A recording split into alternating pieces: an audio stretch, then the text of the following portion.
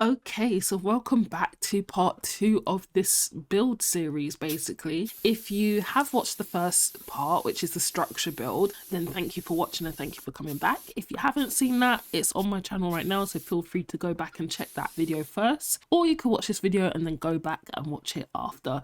It really doesn't make a difference, but it's just useful to know the rationale behind the build and why I was building a house like this. So as I mentioned in the last video, this is like one of the biggest builds I have ever done, and I don't usually do family houses or big houses like this, but I wanted to push myself out of my comfort zone and try something completely different. And also with Black History Month in mind, I wanted to create a styled house that gives a nod to a aspect of global African diasporan culture, or at least as a group in the African diaspora culture, and that's actually the Gullah Geechee people, in terms of the color choices they use in certain houses, in terms of using Haint Blue to paint their houses, like porches, windows and ceilings. So the reasons why they do that, from what I read, it was literally because they believe that that color is supposed to ward off spirits or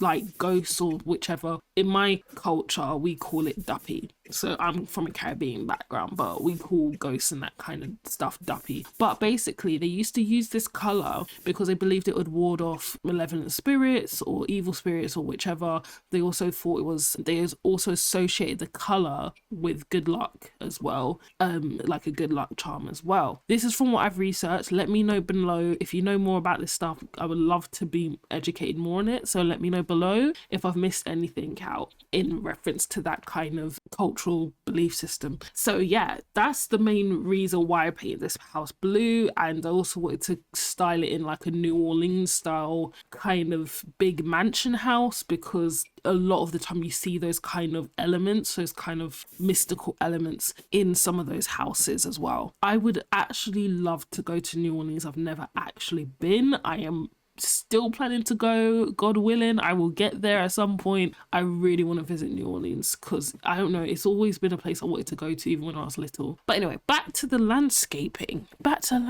guys. So yeah, I didn't do a lot of visual research for the landscaping, and now that I'm thinking about it, there's a couple of things I probably would change about the landscaping. But yeah, I didn't do a lot of research into it, to be honest. Now, if I was going to change anything looking at this house, I would have pushed the house further back if I could, and also have a longer like footpath, and I'd have like kind of willow trees over the footpath, like creating an arch, and that would lead down to the house. But then I'm also looking at the size of the lot now, and I realize, yeah, I wouldn't have had enough space to do that anyway. I'd have to either compromise on the size of the house, which I didn't really want to do. I still wanted to keep the house big, but I would have probably changed that. But other than that, I do like how the front came out.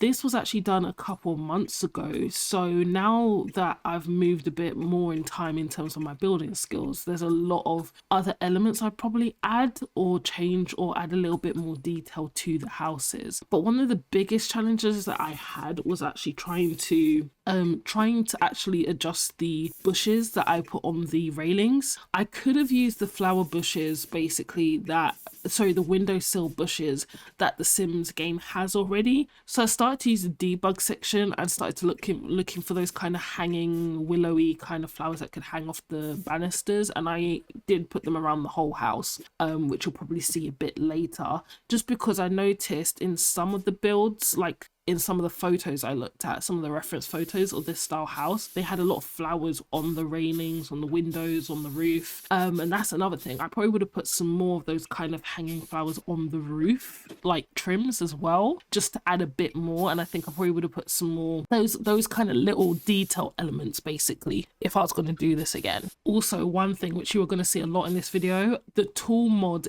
is exceptional. I'm telling you, I honestly don't know how I would be able to go back to normal building without using the tool mod, because the tool mod, it just allows you to adjust a whole bulk of objects and move objects and rotate and do so many different things with it. It's such a powerful tool. It helps you add so many little details and big details to your builds, and it actually is it helps you be more accurate with the placement. So you'll see throughout this video I'm using the tool mod to either scale stuff, elevate stuff, downscale, rotate, even just place stuff in where it shouldn't be able to be. But this tool mod is so useful. I recommend, if you can use it, if you're into speed building, or if you're into building in The Sims, even if it's not for like putting it on any platforms, if you're into building, like literally get the tool mod for The Sims. For, I think it's by Twisted Mexi. I like, literally, it's an amazing tool. I can't say enough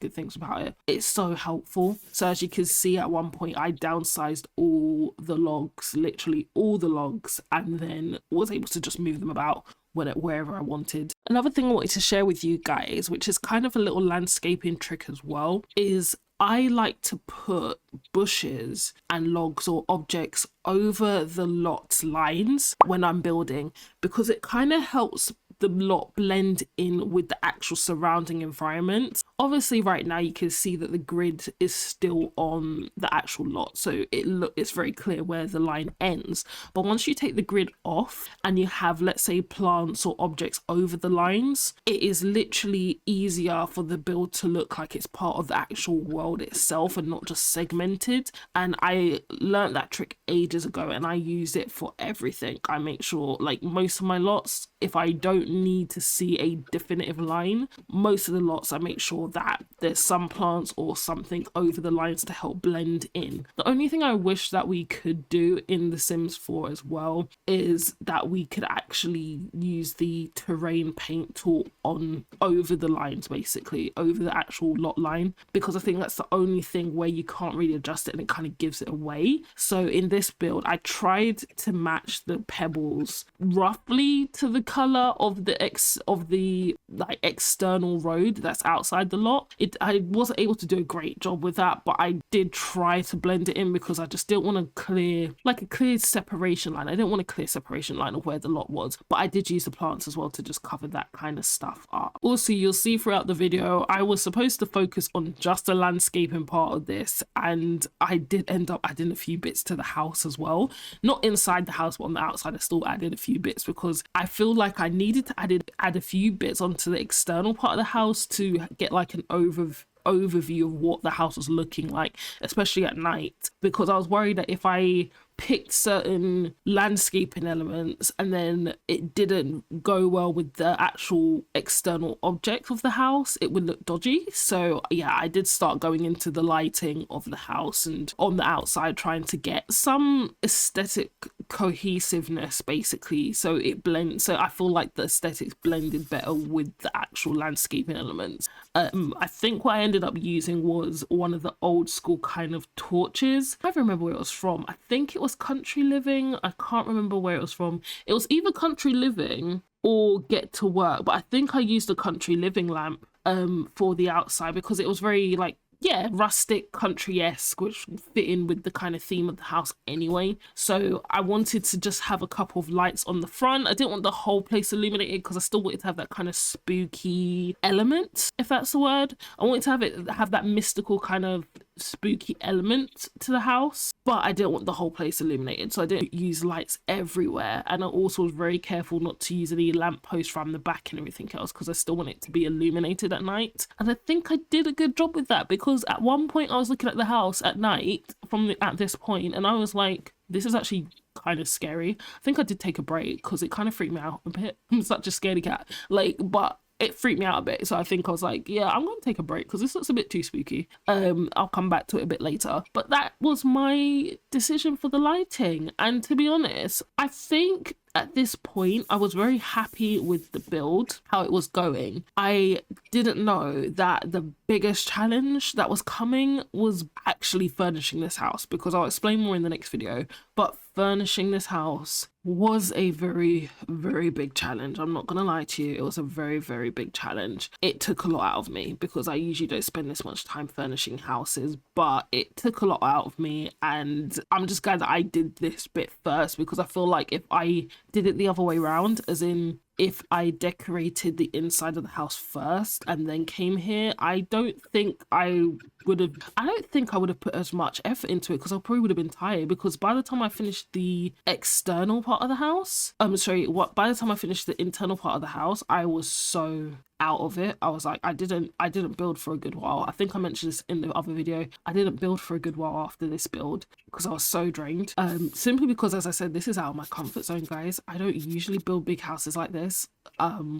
I usually don't add as much detail to houses like this. I tend to add more detail to community lots and everything else. Oh, actually, before I say anything else, before I go, I just have to say something about the trees. The trees are frustrating. I spent so much time trying to figure out which tree to use for this house. I wanted to use willow trees, but the willow trees did not blend in with the actual environment. Now that I know that I'm probably going to use this build in a different world, I wish I just kept the willow trees, but I can adjust that obviously if I put the lot somewhere else, basically. But the willow tree wasn't working, and then there were some other trees that did look good, but they were massive and they weren't really fitting in with the overall aesthetic in the world, because this was in Forgotten Hollow. So I had to spend a lot of time picking the right trees. Eventually I did find something similar and acceptable for it, but it took so much time. I swear, I think I spent a good hour just picking out trees. Can't believe I did that. But yeah, I think I spent an hour just picking out trees in itself.